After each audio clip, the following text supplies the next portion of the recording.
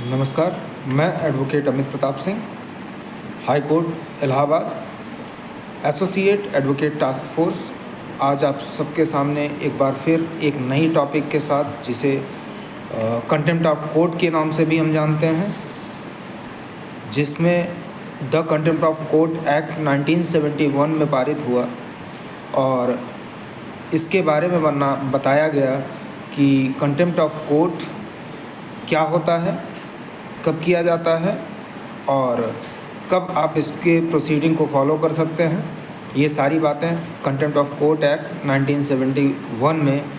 दिए हुए हैं, जिसके बारे में आप सबके साथ आज चर्चा होगी कि क्या होता है ये कंटेम्प्ट ऑफ कोर्ट, जिसमें the contempt of court act 1971 के सेक्शन 2 में डेफिनेशन दी हुई है, जिसके बारे में आप सबको आज मैं बताऊंगा कि क्या होता है ये और कितने प्रकार के होते हैं। ये सब चीज़ें आज आपके सामने डिस्क्राइब की जाएंगी। तो शुरू करते हैं the contempt of court act 1971 के सबसेक्शन 2, जिसमें दिया गया definition, in this act unless the context otherwise requires, जिसके सबसेक्शन ए में दिया है कंटेम्प्ट ऑफ कोर्ट मीन्स क्या होता है, सिविल कंटेम्प्ट और क्रिमिनल कंटेम्प्ट। दो प्रकार के कंटेम्प्ट आप होते हैं, जिसमें सिविल कंटेम्प्ट और क्रिमिनल कंटेम्प्ट दो किए जाते हैं। जिसके सबसेक्शन बी में civil contempt means wilful disobedience to any judgment, decree, direction, order, writ और other process of court of wilful breach of an undertaking given to the court. Civil contempt का मतलब कि किसी भी judgment, decree, direction, order, writ and other process जो भी court में civil proceeding में होते हैं, जिनके लिए आप सिविल कंटेम्प्ट आ सकते हैं। कोई भी ऐसा आदेश हुआ हो, कोई भी ऐसी डिक्री हुई हो, जिसके कोई भी ऐसा जजमेंट दिया गया हो माननीय न्यायालय द्वारा, जिसमें कि कहा गया हो और कोई भी अथॉरिटी, लोअर कोर्ट्स उस आदेश को तय समय सीमा के अंतर्गत अगर नहीं पूरी करते हैं या नहीं फॉलो करते हैं, तो आप कंटेम्प्ट ऑफ कोर्ट में आ सकते हैं।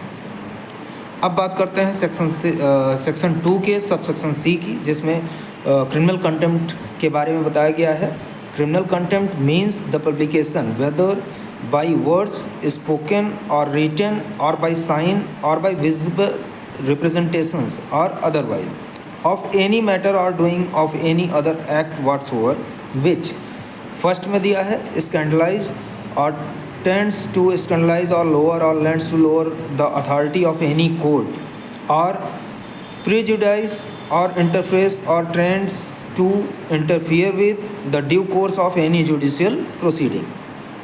Interference of tends to interfere with or obstruct or tends to obstruct the administration of justice in any other manner। जिसमें कहा गया क्रिमिनल कंटेम्प्ट्स कोई भी ऐसा शब्द के द्वारा या लिखित में या कहा गया या बोला गया हो या विजुअल रिप्रेजेंटेशन दिया गया हो उसके बारे में, या कोई साइन ऐसा पब्लिकली किया गया हो जिसमें कि आप न्यायालय की अवमान कर रहे हों, न्यायालय द्वारा स्वतः संज्ञान के द्वारा या किसी भी प्रोसीडिंग के द्वारा उस पर संज्ञान लिया जाएगा और आपके खिलाफ क्रिमिनल प्रोसीडिंग जारी की जाएगी। सबसेक्शन डी कहता है high court means the high court for a state और a union territory and includes the court of judicial commissioner in any union territory. High court का मतलब किसी भी स्टेट के हाई कोर्ट से और यूनियन टेरिटरी का हाई कोर्ट से है, जिसमें आप कंटेम्प्ट फाइल करते हैं, चाहे वो सिविल कंटेम्प्ट हो चाहे वो क्रिमिनल कंटेम्प्ट हो, दोनों आप फाइल कर सकते हैं। अगर ऐसा प्रतीत होता है जो मैंने आपको बताया अभी सबसेक्शन ए में, सबसेक्शन बी में, सेक्शन 2 के, तो आप कंटेम्प्ट फाइल कर सकते हैं किसी भी ऑर्डर, किसी भी डिग्री या किसी भी ऐसी चीज़, ऐसी बातों के विरुद्ध जो कि न्यायालय की कार्यवाही को बाधित करती हो। इस प्रकार आप कंटेम्प्ट फाइल कर सकते हैं। बाकी इसमें बहुत सारी बातें हैं, इसको डिटेल में वीडियो में आपको स्टेप बाय स्टेप बताया जाएगा कि आप कब आ सकते हैं, क्या कर सकते हैं, कैसे आपको फाइल करना है। सारी बातें आपको स्टेप बाय स्टेप वीडियो में बताया जाएगा। इसी के साथ आज का वीडियो